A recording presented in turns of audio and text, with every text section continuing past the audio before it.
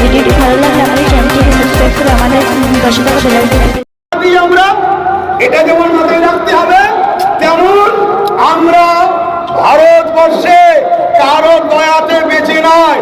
এদেশ আমাদের বাবা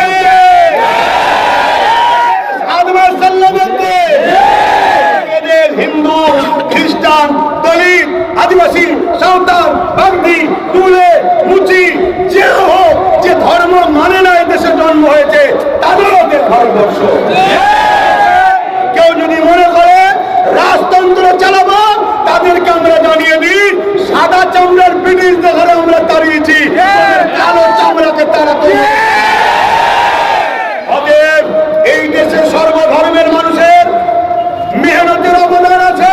সর্বধর্মের মানুষেরা এদেশের জন্য লড়াই করেছে, রক্ত দিয়েছে, জীবন দিয়েছে।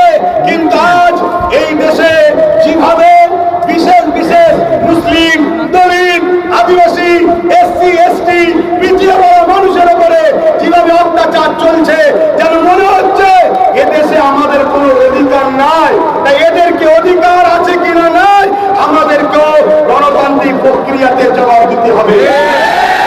পাশাপাশি খেয়াল রাখবেন, আমরা জানি এদেশে সমস্ত সম্প্রদায়ের মানুষ যেভাবে রক্ত দিয়েছে, দিল্লি থেকে নিয়ে লাহোর পর্যন্ত, তখন তো দেশ ভাগ হয়নি, সপ্ত ভারতবর্ষ উলামাদের রক্ত এবং ফাঁসিতে ঝুলিয়েছে, এদেশ স্বাধীন হয়েছে।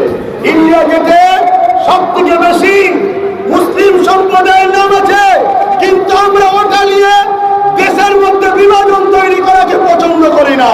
তাই আজকে আপনাদেরকে বলবো, আমাদের জাঙ্গিপাড়া থানার প্রশাসন বন্ধুজনেরা আছে, যথেষ্ট আমাদেরকে সহযোগিতা করেছে।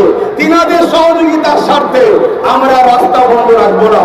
তাই আমার ভাই পীরজাদা সরোজ সিদ্দিকী আর ভাইরা রয়েছে, তিনি শুধু দু একটা কথা বলবেন, বলি প্রোগ্রাম শেষ হয়ে যাবে। কেন? আমার রসুলের